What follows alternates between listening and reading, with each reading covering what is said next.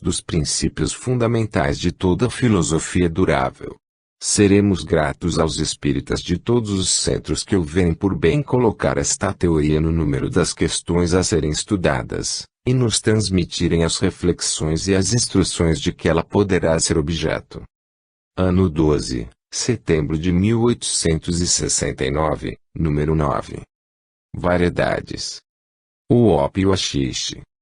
Segundo artigo, vide a revista de agosto de 1869. Conforme o desejo que expressamos no último número da revista, vários dos nossos correspondentes se dignaram estudar a questão tão interessante concernente às diversas formas de embriaguez a que pode estar submetido o ser humano, e nos transmitiram o resultado de suas observações. Como a falta de espaço não nos permite publicar todos esses documentos, dos quais, todavia, tomamos boa nota, limitar-nos-emos a chamar a atenção dos nossos leitores sobre o relatório dos trabalhos da Sociedade Espírita de Bordeaux durante o ano de 1867-38, que, em suas páginas 12 e 13, contém reflexões muito judiciosas e bastante racionais sobre a embriaguez perispiritual provocada nos desencarnados pela absorção dos fluidos alcoólicos. Reproduzimos igualmente uma instrução obtida sobre o mesmo assunto num grupo de Genebra, por nos parecer encerrar considerações de grande profundeza e interesse geral. Genebra, 4 de agosto de 1869, Médium, Sra. B. P. A embriaguez do homem dominado pelo abuso dos licores alcoólicos assemelha-se às desordens provocadas pela superexcitação ou pelo esgotamento do fluido locomotor que anima o sistema nervoso. Não é também uma embriaguez especial a divagação momentânea do homem ferido subitamente em suas mais caras afeições? Resp. Efetivamente, há 13 espécies de embriaguez no encarnado: a embriaguez material, a embriaguez fluídica ou perispiritual e embriaguez mental. A matéria propriamente dita encerra uma essência que dá vida às plantas, e essa essência circula em seus tecidos por meio de um sistema de fibras e de vasos de extrema delicadeza. Poder-se-ia, com toda razão, chamar essa essência de fluido vegetal. Não obstante sua perfeita homogeneidade, ele se transforma e se modifica no corpo que ocupa aí. À medida que desenvolve a planta, lhe dá uma forma material, um perfume e qualidades de natureza e potência diversas. Por isso a rosa não se parece com o lírio, nem tem o seu perfume, nem as suas propriedades. A espiga de trigo não tem a forma da videira, nem seu gosto, nem suas qualidades. Pode-se, pois, determinar em 3 formas bem distintas as relações das plantas com o fluido geral, que as alimenta e transforma conforme a sua natureza e objetivo a que são chamadas a preencher na escala dos seres animados. Esta mesma lei preside ao desenvolvimento de todas as criações, daí resultando um encadeamento ininterrupto de todos os seres, desde o átomo orgânico, invisível ao olho humano, até a criatura mais perfeita. Em seu estado normal, cada ser possui a quantidade de fluido necessário para constituir o equilíbrio e a harmonia de suas faculdades. Mas o homem, pelo abuso dos licores alcoólicos, rompe o equilíbrio que deve existir entre seus diversos fluidos, daí a desorganização de suas faculdades, a divagação das ideias e a desordem momentânea da inteligência. É como numa tempestade, em que os ventos se cruzam e se elevam turbilhões de poeira, rompendo por um instante a calma da natureza. A embriaguez fluídica ou perispiritual é a consequência da infusão na economia dos perfumes das plantas e da absorção da parte semimaterial, eteriforme, dos elementos terrestres. Os narcóticos e os anestésicos estão neste números, por vezes provocam insônia, mas em geral provocam visões, sonos profundos nem sempre com despertar. Poder-se-ia dizer que o perfume é o perispírito da planta e que lhe corresponde ao perispírito do homem. O uso excessivo de perfumes dá mais expansão ao laço fluídico, tornando-o mais apto a sofrer as influências ocultas, mas o desprendimento provocado pelo abuso é incompleto, irregular e traz perturbação na harmonia dos três princípios constitutivos do ser humano. Assim, poder-se-ia comparar o espírito a um prisioneiro que se evade e corre ao acaso, aproveitando o mau momento de liberdade, que teme incessantemente perder. As visões consequentes de embriaguez fluídica não são completas nem contínuas, porque já existe equilíbrio nos fluidos reguladores e conservadores da vida. A embriaguez mental é provocada por abalos morais violentos e inesperados. Alegria e dor podem ser os seus promotores.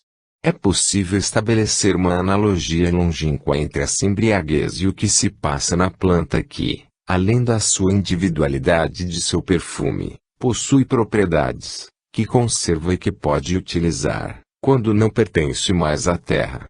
Pode curar ou matar. A violeta, por exemplo, acalma as dores, enquanto a cicuta provoca a morte. As plantas venenosas são alimentadas pela parte impura do fluido vegetal. Todo fluido viciado, seja qual for a secção anímica ou que pertença, provoca desordens, quer no corpo, quer no espírito. Uma impressão muito viva de alegria ou de dor pode originar a embriaguez mental, e um abalo semelhante pode restabelecer o equilíbrio momentaneamente rompido. Assim como a ingestão na economia de um elemento nocivo pode, em certas circunstâncias, ser um contraveneno para um elemento da mesma natureza. Mas, admitindo a existência dessas três formas de embriaguez, material, fluídica e mental, devemos acrescentar que as três formas jamais se apresentam isoladamente à vista do observador. Um estudo superficial permite, conforme os efeitos produzidos, reconhecer a natureza da causa determinante, mas, em todos os casos, as desordens atingem, ao mesmo tempo e mais ou menos gravemente, o espírito, o perispírito e o corpo. Talvez se pudesse dizer, com alguma razão, que a loucura moral é uma embriaguez mental crônica. Em outra parte, voltaremos a esta questão interessante para o médico e para o psicólogo, este médico da alma. Um espírito. Ano 12, outubro de 1869, número 10. Variedades. O espírito de um cão. Reproduzimos, conforme o jornal Petite Presse de 23 de abril de 1869, a seguinte anedota a respeito da inteligência dos animais. É um documento a mais agregar ao volumoso dossiê que o Sr. Allan Kardec nos legou sobre este interessante estudo. Dele tinha feito objeto de um tratado especial, que se propunha a publicar pessoalmente em um futuro próximo. Esforçar-nos-emos em complementar suas opiniões em tempo hábil, tão logo nos permitam os trabalhos de toda a natureza que nos incumbe realizar. Até lá, seremos gratos aos correspondentes que nos quiserem comunicar suas reflexões pessoais a respeito, ou as comunicações de fatos capazes de nos esclarecerem tão completamente quanto possível, sobre esta criação tão interessante entre todas as obras do Criador. Ainda não foi dita a última palavra sobre a inteligência dos cães, escreve ao jornal Itália um oficial do exército italiano. Curioso episódio de roubo à mão armada, cuja exatidão podemos garantir, disso nos forneceu uma nova prova. Numa das últimas operações militares destinadas a purgar as províncias napolitanas da pilhagem, o esquadrão do capitão se dirigia silenciosamente à noite para um pequeno bosque, que informações muito seguras e precisas indicavam como refúgio habitual de um bando de salteadores. Quase ao romper do dia, nossos cavaleiros, que tiveram o cuidado de abafar o ruído de suas armas e os cascos de seus cavalos, se encontravam a pequena distância do local designado quando, de repente, um pequeno cão, evidentemente do bando de malandros e que se mantinha imóvel na entrada do bosque, de olhar inquieto, orelhas empinadas e ativamente postado sobre as patas, pôs-se a latir com todas as suas forças. O alerta estava dado, e quando o esquadrão entrou no matagal, traços recentes e irrecusáveis testemunhavam a fuga precipitada e desordenada de uma tropa de bandidos a cavalo.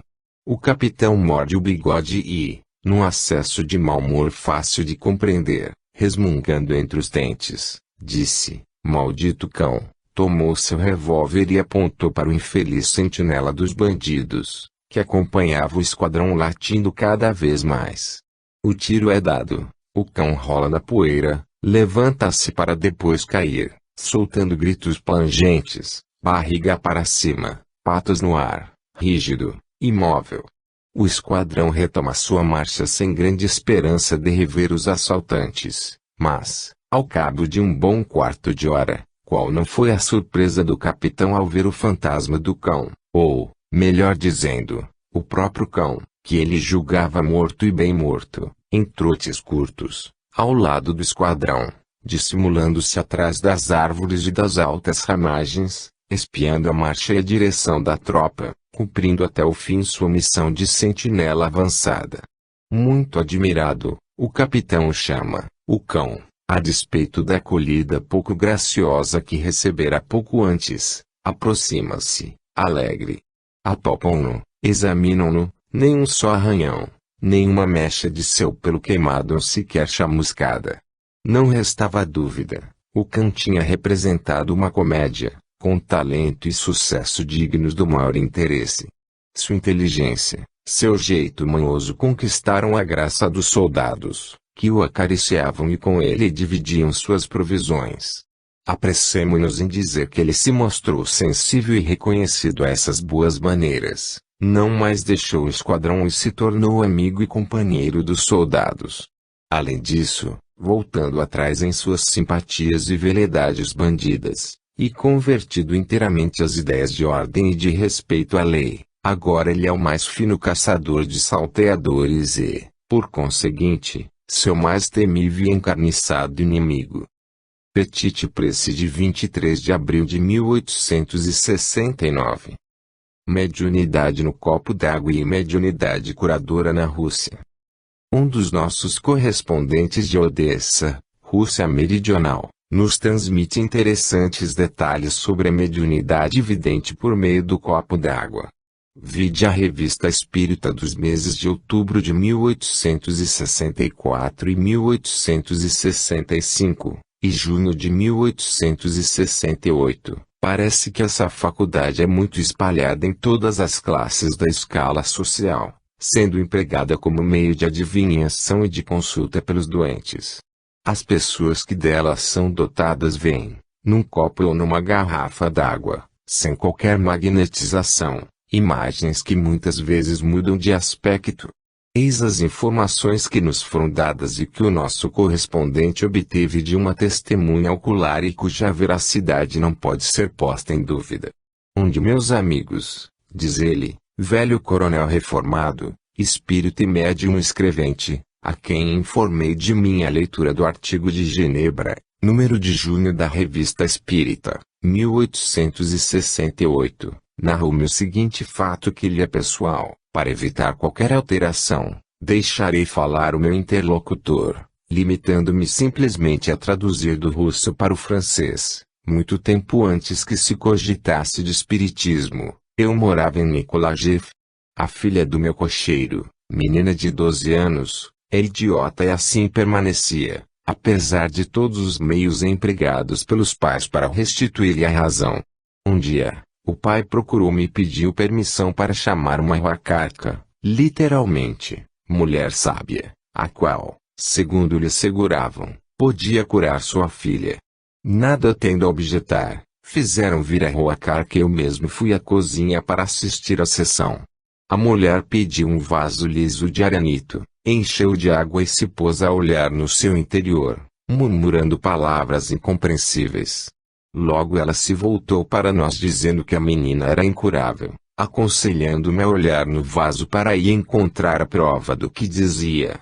Tomando tudo por uma trapaça, lancei um olhar incrédulo e, para minha estupefação, vi reproduzir-se a imagem da doente, em sua posição habitual, isto é, sentada no chão, as mãos entre as pernas e balançando o corpo como o pêndulo de um relógio. Em frente à menina se postava um horrível cão negro, olhando-a fixamente como se quisesse atirar-se sobre ela. crendo estar sendo enganado por truque bem feito, pus a mão no vaso e agitei a água, o que fez desaparecer a imagem, mas, obviamente, nada encontrando. As Rokarki pululam em nossas casas na Rússia. Não há uma só aldeia, um só vilarejo que não tenha uma ou várias delas, veneradas ou temidas, conforme os bons ou os maus efeitos que produzem na vizinhança. Por vezes elas se ocupam de adivinhação, mas geralmente cuidam dos doentes, sobretudo por meio do Nasheptivanie, murmúrio, isto é, ora murmurando preces e fórmulas cabalísticas, ora impondo um dedo à mão, ou ambas as mãos sobre a parte doente. Numa palavra, pode-se dizer que há tantas maneiras de curar quantas Rokarki. A maioria delas não trata todas as doenças, pois tem especialidades. Por vezes os efeitos que produzem são prodigiosos, tanto mais quanto não empregam senão raramente medicamentos substanciais. É bem evidente que essas Rokarki, há várias das quais não se pode recusar uma grande força magnética ou mesmo uma mediunidade de cura, misturam-se charlatães que praticam a mais grosseira superstição, para grande prejuízo moral, físico e pecuniário das pobres criaturas que caem em suas mãos. Tendo em vista os efeitos muitas vezes benéficos e por vezes perniciosos que produzem, o povo encara essas Rokarki com um misto de confiança e de temor, que sabem empregar muito bem em seu proveito, mas aos que nada aceitam. Os fatos acima, acrescenta o nosso correspondente, concluindo, provam uma vez mais que nem a mediunidade em suas diferentes fases, nem o emprego do magnetismo são invenções novas, mas, bem ao contrário, estão disseminados em toda parte, mesmo onde menos se esperaria encontrá-los, que se passaram nos usos e costumes de quase todos os povos desde a mais alta antiguidade, e que não se trata senão de fazer uma triagem conscienciosa e razoável do verdadeiro e do falso, das leis da natureza e das práticas supersticiosas, de esclarecer, e não de negar, para congregar em torno da verdadeira doutrina milhões de aderentes, aos quais só falta um ensino racional para serem espíritas, se não de nome, ao menos de fato. Se julgardes útil publicar estas linhas, autorizo que aí ponhais o meu nome, pois não se deve temer dizer claramente suas convicções, desde que honestas e leais. Aceitai, senhores, a expressão da minha mais alta consideração. Gustav Zurn, negociante em Odessa, Rússia Meridional, 24 de agosto de 1869. Observação: aproveitamos a ocasião para cumprimentar o Sr. Zorn pelo desejo de não ocultar de modo algum a sua qualidade de espírita. Seria desejável que todos os nossos irmãos de crença tivessem a mesma coragem diante da opinião, pois só teriam a ganhar, bem como a doutrina, em consideração e dignidade. Tendo sido lido num grupo espírita de Paris, este interessante relato ensejou a seguinte comunicação: Paris, 7 de setembro de 1869. À medida que vossas relações se estenderem e os espíritas espalhados em todos os centros estudarem os costumes populares de suas localidades, logo reconhecerão que em toda parte os princípios do espiritismo, por vezes desnaturados mas ainda reconhecíveis, estão profundamente arraigados em todas as crenças primitivas ou tradicionais. Nada aí que possa causar admiração, senão uma prova mais da realidade do ensino dos espíritos. Se, no curso dos últimos 15 anos o espiritismo tomou novo impulso, se, em menos tempo ainda, foi reunido em corpo de doutrina e popularizado no mundo inteiro, não é menos verdade que repousa sobre leis tão antigas quanto a criação, e que, por conseguinte, sempre regeram as relações entre os homens e os espíritos. Desde o paganismo, que não passava da deificação poética das crenças espíritas, e desde antes dos tempos mitológicos, os princípios da filosofia nova, conservados por alguns sábios, transmitiram-se de idade em idade até aos nossos dias, suscitando muitas vezes perseguição e sofrimento contra esses precursores de nossas crenças, mas também burilando seu nome em letras de ouro sobre o grande livro dos benfeitores da humanidade. Cada época teve seus missionários e reveladores, cuja linguagem era apropriada ao adiantamento e à inteligência daqueles que deviam esclarecer. Sob um nome ou outro, o Espiritismo tem dominado desde a origem das sociedades até a época atual, e sejam quais forem as aparências, é ainda ele que preside a todos os movimentos filosóficos dos tempos presentes e que prepara o futuro. Com efeito, o que repelem?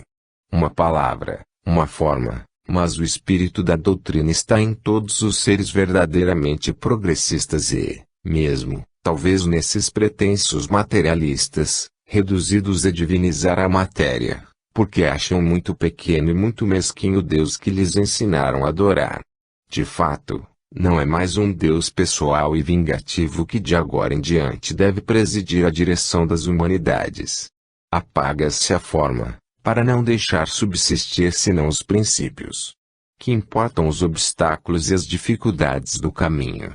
Marchai corajosamente, obedecei ao impulso de vossas convicções racionais, abandonai àqueles a quem ainda são suficientes os ensinos rotineiros, meio desacreditados, de um passado que cada dia se apaga mais, e não vos fixeis em procurar o ser divino senão na lógica, na sabedoria, na inteligência e na benevolência infinitas que surgem a cada passo do estudo da natureza. As Irmãs Gêmeas. No dia 15 de março de 1865, em Cambridge, Massachusetts, nasceram duas gêmeas, filhas do casal Lewis e Waterman.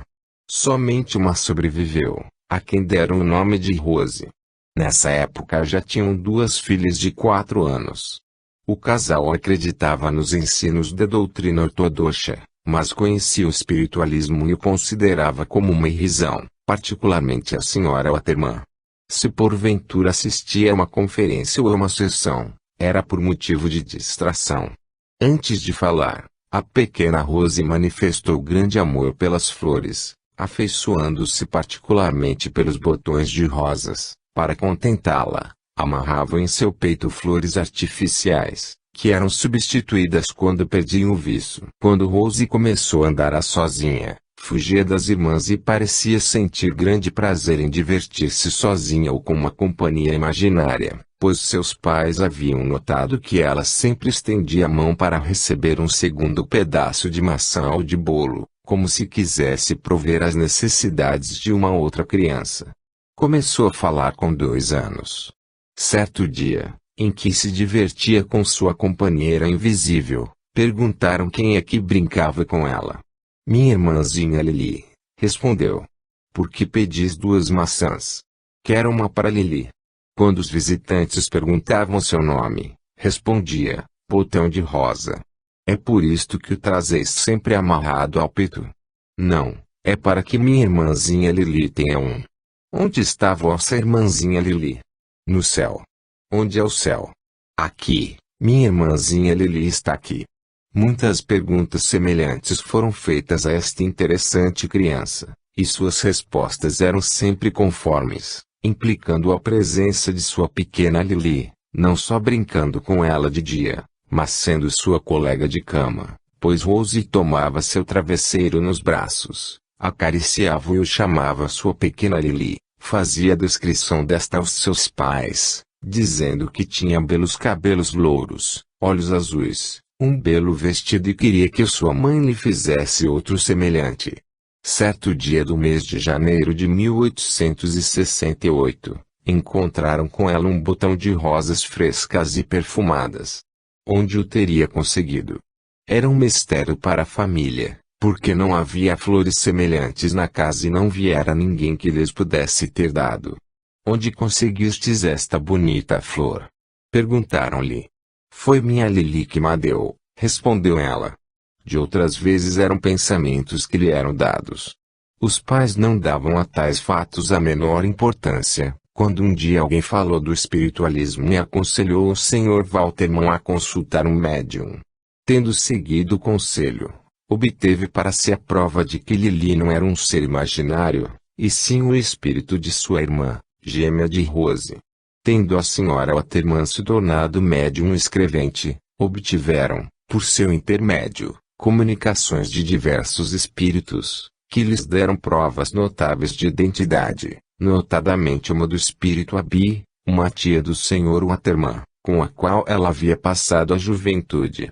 Estas provas, agregadas aos fatos e gestos de Rose com sua pequena Lily, provaram aos esposos Waterman a realidade da comunicação dos espíritos com os mortais. Uma manhã Rose trouxe à sua mãe uma mecha de cabelos, dizendo: "Mamãe, minha pequena Lily me disse para te dar isto." A mãe, muito admirada, sentiu vontade de escrever e obteve uma comunicação do espírito da tia do Sr. Waterman, na qual esta dizia que aqueles cabelos eram seus e que logo teriam também os cabelos da pequena Lily. Com efeito, na mesma noite eles encontraram uma mecha na cama de Rose, dourada como jamais tinham visto outra antes. Extraído do Spiritual Magazine de Londres. Ano 12, novembro de 1869, número 11. Viagem do Sr. Peebles na Europa. Entre os partidários da escola espiritualista americana, com os quais nos felicitamos por multiplicar relações, estamos contentes em citar o Sr. Peebles, muito conhecido do mundo espírita americano como redator do Banner of Light, jornal espiritualista de Boston. O Sr. Peebles também se distinguiu como conferencista e, pela leitura de alguns discursos que pronunciou para popularizar nossas convicções, pudemos apreciar a nobreza de suas concepções e a profundeza e imparcialidade de seu espírito. Tomamos do Man Nature, jornal espiritualista publicado em Londres, alguns detalhes interessantes sobre a vida do Sr. Peebles. Em sua juventude ele estudou para ser ministro do culto calvinista batista, uma das comunhões ortodoxas mais rigorosas da América. Suas aptidões e sua educação liberal o levaram a ultrapassar os estreitos limites dos conhecimentos requeridos para ser pastor. Lutou, observou e pensou por si mesmo, combatendo corajosamente o que sua educação primeira condenava e defendendo conscienciosamente o que acreditava ser a verdade. Da escola calvinista, entrou nas perspectivas mais vastas professadas pelas universidades, cujas crenças ensinou durante vários anos. Enquanto seu espírito oscilava entre o estreito círculo das teorias clássicas e a impotência da dúvida e da negação, o movimento espiritualista se espalhava em toda a América. Ocorreram manifestações na casa de alguns de seus amigos e diante de seus próprios olhos. Examinou com prudência os fenômenos e as comunicações e, após muitas dúvidas e desconfianças, suas objeções sucumbiram em face da verdade e ele entrou nas fileiras dos espiritualistas. Depois, consagrou-se à propagação de nossas convicções. Viajou da Nova Inglaterra à Califórnia, do norte ao sul, nas cidades civilizadas do leste, entre os montanheses e os habitantes das planícies, difundindo a nova doutrina e adquirindo experiência nessas visitas a todos os graus de civilização. O Sr. Peebles publicou várias obras espíritas notáveis, entre as quais um volume intitulado Os Videntes do Século, com a qual nos homenageou, e que tem por objeto especial demonstrar a existência dos espíritos e a possibilidade de se entrar em comunicação com eles. O Sr. Peebles não visita a Europa apenas na condição de espiritualista, dirige-se a Bond na qualidade de cônsul dos Estados Unidos. Estamos felizes por poder contá-lo no número dos homens sem preconceito, que são os mais dispostos a admitir a reencarnação. Esse princípio essencial por tanto tempo contestado pela escola americana, e que hoje tende a se popularizar naquele país. Não é duvidoso que um entendimento cordial entre todos os homens inteligentes, que em todos os centros estudaram seriamente esta interessante questão, em breve resulte para todos, a aceitação da verdade. A comunicação seguinte foi obtida num círculo íntimo, na presença do Sr. Peebles. Julgamos um dever levá-la ao conhecimento de nossos leitores, porque nos parece explicar lógica e racionalmente as verdadeiras causas da divergência dos ensinamentos dos espíritos nos centros franceses e nos centros americanos. O Espiritismo e o Espiritualismo. Paris, 4 de outubro de 1869, em casa de Miss Anna Blackwell. Estou mais feliz do que podeis imaginar, meus bons amigos, por vos encontrar reunidos. Estou entre vós, numa atmosfera simpática e benevolente, que satisfaz ao mesmo tempo ao meu espírito e ao meu coração. Há muito tempo que eu desejava ardentemente o estabelecimento de relações regulares entre a escola francesa e a escola americana. Para nos entendermos, meu Deus, bastaria simplesmente nos vermos e trocar opiniões. Sempre considerei o vosso salão, cara senhorita, como uma ponte lançada entre a Europa e a América, entre a França e a Inglaterra, e que contribui poderosamente para suprimir as divergências que nos separam, e estabelecer, numa palavra, uma corrente de ideias comuns, da qual surgiriam, no futuro, a fusão e a unidade. Caro Sr. Peebles, permiti-me cumprimentar-vos pelo vosso vivo desejo de entrar em relação conosco. Não devemos lembrar se somos espíritas ou espiritualistas. Seremos uns pelos outros, homens e espíritos que buscam conscienciosamente a verdade e que a acolherão com reconhecimento, quer resulte dos estudos franceses ou dos estudos americanos. No espaço os espíritos conservam suas simpatias e seus hábitos terrestres. Os espíritos dos americanos mortos são ainda americanos, como os desencarnados que viveram na França são ainda franceses no espaço. Daí a diferença dos ensinamentos em certos centros. Cada grupo de espíritos, por sua própria natureza, por seu espírito nacional, apropria suas instruções ao caráter, ao gênio especial daqueles a quem falam. Mas, assim como na Terra, as barreiras que separam as nacionalidades tendem a desaparecer. Também no espaço os caracteres distintivos se apagam, as nuances se confundem e, num tempo futuro, menos afastado do que supondes, não mais haverá na Terra nem no espaço, nem franceses, nem ingleses, nem americanos, mas homens e espíritos, filhos de Deus da mesma maneira, e aspirando, por todas as suas faculdades, ao progresso e à regeneração universais. Senhores, eu saúdo nesta noite, nesta reunião, a aurora de uma próxima fusão das diversas escolas espíritas, e me felicito de encontrar o Sr. Peebles no número dos homens sem prevenção, cujo concurso e boa vontade assegurarão a vitalidade dos nossos ensinamentos no futuro e sua universal vulgarização. Traduzi as minhas obras. Só se conhecem na América os argumentos contra a reencarnação. Quando as demonstrações em favor desse princípio ali se tornarem populares, o espiritismo e o espiritualismo não tardarão a se confundir, tornando-se, por sua fusão, a filosofia natural adotada por todos. Allan Kardec. Ano 12, dezembro de 1869, número 12. Sessão anual comemorativa do Dia dos Mortos. Comemoração especial do Sr. Allan Kardec. Como nos anos anteriores, a Sociedade Parisiense de Estudos Espíritas reuniu-se especialmente em 1º de novembro, com vistas a oferecer uma piedosa lembrança aos seus colegas falecidos. Nessa ocasião foi feita a leitura, primeiro, do discurso de abertura pronunciado pelo Sr. Allan Kardec na sessão de 1º de novembro de 1868, intitulado O Espiritismo é uma Religião? Segundo, de uma comunicação espontânea ditada pelo Sr. Dozon sobre a solenidade do Dia de Todos os Santos, em 1865, e que é lida anualmente na sessão comemorativa. Terceiro, de uma notável comunicação sobre o temor da morte, assinada por Guillaumin e recebida pelo Sr. Leymare. Vide a revista de dezembro de 1868.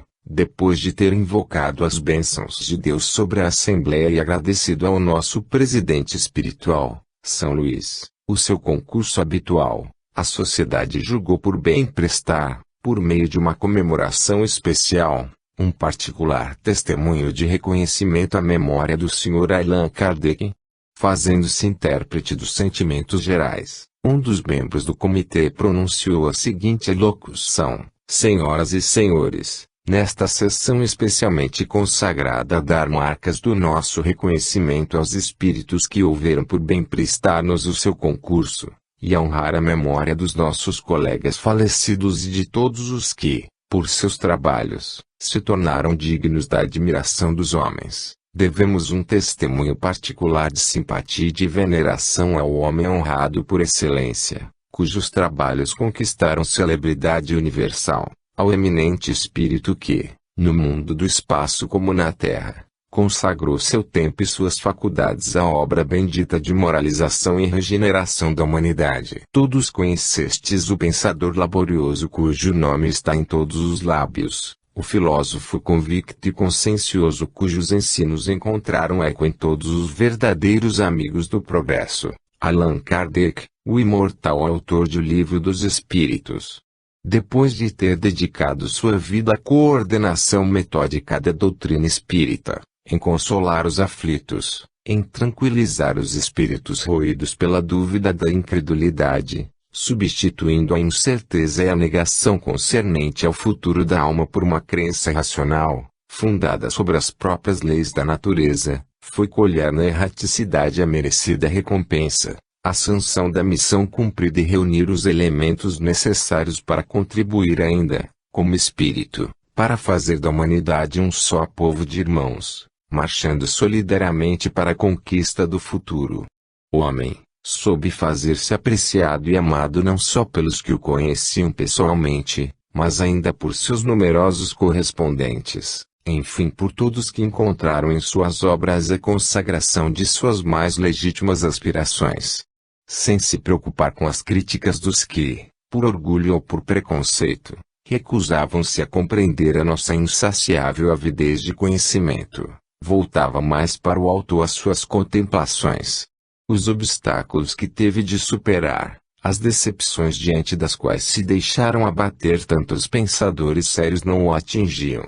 Ante a grandeza do objetivo, ele esquecia todas as dificuldades do caminho. Espírito, não tardou a nos dar novas provas de seu zelo e devotamento infatigáveis. Em todos os centros, em todos os países, foi sancionar, através de comunicações de incontestável elevação, a verdade dos ensinos que em vida popularizou. Espírito conciliador e persuasivo, ensina a todos a tolerância e a solidariedade. Mais que nunca convencido de que o interesse pessoal deve apagar-se diante do interesse geral, continua seu apostolado sob uma nova forma, indo a todos os lugares, encorajando uns, instruindo outros e dando a todos provas irrecusáveis de sua afeição e devotamento. Em todas as épocas de transição, espíritos superiores, profetas, messias, missionários do progresso aparecem na humanidade para tornar populares as crenças aceitas por um pequeno número. Tais foram, na antiguidade, Sócrates, Platão, Moisés, o Cristo e todos os grandes gênios que se imortalizaram por suas ações e, mais recentemente, João Luz, Galileu, Newton, Leibniz e tantos outros, cujos trabalhos constituem objeto de legítima admiração. Tal ele já o é para nós, que o conhecemos, e tal será para as gerações futuras, quando as crenças espíritas forem adotadas, o espírito daquele cuja memória hoje estamos reverenciando. Caro e venerado mestre, estais aqui presente, conquanto invisível para nós. Desde a vossa partida tendes sido para todos um protetor a mais, uma luz segura, e as falanges do espaço foram acrescidas de um trabalhador infatigável. Como na terra, e sem chocar ninguém, sabeis dar a cada um os conselhos convenientes, moderais o zelo prematuro dos ardentes, secundais os sinceros e os desinteressados, estimulais os tíbios. Vedes hoje e sabeis tudo quanto prevíeis pouco tempo atrás. Vós, que não estáis mais sujeito às incertezas, sede nosso guia e nossa luz e, por vossos conselhos, sob vossa influência, Avançaremos a passos certos para os tempos felizes prometidos à humanidade regenerada. Depois das preces habituais, vide a Revista Espírita de novembro de 1865, foi obtido um certo número de comunicações pelos médiuns presentes. Como a falta de espaço não nos permite reproduzi-las todas, limitar-nos-emos à publicação das duas seguintes, que nos pareceram dever interessar mais particularmente aos nossos leitores. A festa do Dia dos Mortos não é nos cemitérios. Hoje é dia de festa nos asilos consagrados ao repouso dos mortos. A multidão se apressa, os trajes brilham, percorrem-se os campos fúnebres a passos lentos, e parece que esta afluência deveria encher de alegria as almas dos que não pertencem mais ao número dos encarnados. Entretanto, quão pouco numerosos são os espíritos que do espaço vêm reunir-se aos seus antigos amigos da terra. Os humanos são inumeráveis, quase alegres ou no mínimo indiferentes. Um zumbido imenso se leva acima da multidão. Mas, de que se ocupa toda essa gente? Que sentimento os reúne? Pensam nos mortos? Sim, pois que vieram. Mas o pensamento salutar bem depressa se eclipsou, e se alguns nomes inscritos sobre as lápides tumulares provocam as exclamações do transeunte indiferente, ele lança no éter com a fumaça de seu charuto algumas reflexões banais, alguma gargalhada sem eco. Nessa babúrdia nascem todos os pensamentos, todos os sentimentos, todas as aspirações, exceto o recolhimento, o sentimento religioso, a aspiração à comunhão íntima com os que partiram. Muitos curiosos, mas bem poucos possuem a religião da lembrança. Por isso, os mortos que não se sentem chamados estão por toda parte, menos nos cemitérios, e a maioria dos que planam no espaço ou circulam nas estreitas aleias, estão fatalmente chumbados pelas paixões terrestres aos despojos mortais que outrora tanto amaram. Risos, discursos inúteis entre os vivos, gritos de dor e de raiva na maior parte dos mortos, um espetáculo sem interesse para todos, uma visita formal para alguns, hábito para a maioria, eis o quadro que apresentam os cemitérios parisienses no Dia dos Mortos. E, contudo, há festa na terra e no espaço, festa para os espíritos que, havendo cumprido a missão que aceitaram, expiado o mal de outra existência, voltaram ao mundo da vida real e normal com alguns florões a mais. É festa para os santos que a humanidade inteira consagrou, não por uma abnegação sem utilidade e um isolamento egoísta, mas pelo devotamento a todos, por seus trabalhos fecundos, por seus ensinos perseverantes, por sua luta incessante contra o mal, pelo triunfo do bem. Para estes há festa no espaço, como há festa na terra para todos os que, esclarecidos pelas grandes leis que regem os universos, clamam em seu foro íntimo pela visita dos que tanto amaram e que não estão perdidos para eles. Há festas para os espíritas que creem e praticam. Há festa para os espíritos que instruem e que continuam no espaço a obra de regeneração começada neste mundo. Oh, meus amigos, no campo dos mortos, nestes dias consagrados pelo uso, tudo é do domínio da morte em seu sentido mais restrito. A vestimenta abandonada pelo espírito não existe mais e não há crença alguma no coração dos visitantes. São mortos que só têm da vida as aparências terrestres, pois a vida real, a grande vida da alma ainda é desconhecida para o maior número. Nós vivemos, nós que pensamos, que progredimos, que trabalhamos juntamente para estabelecer a base dos progressos futuros, e eles morrem, ou, melhor, vão morrer no passado para nascer no futuro, graças ao Espiritismo, que traz em seu seio a fonte fecunda de toda a perfeição. A morte não existe, a desagregação que leva este nome restitui à terra os elementos que o corpo material a auriu, mas a alma em que reside a vida, a alma que é o ser integral, edifício incessantemente aperfeiçoado pela provação humana, emerge no limiar da morte para a vida real e sem fim de erraticidade. Moki. Comunhão de pensamentos. Médium, Senhor Leimari.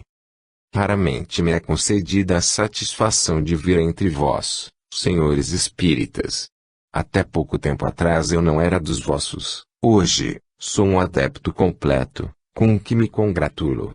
Alguns pontos apenas nos separavam. Para mim, os nossos ancestrais célticos acreditavam na imortalidade da alma, e a reencarnação lhes parecia a lei das leis.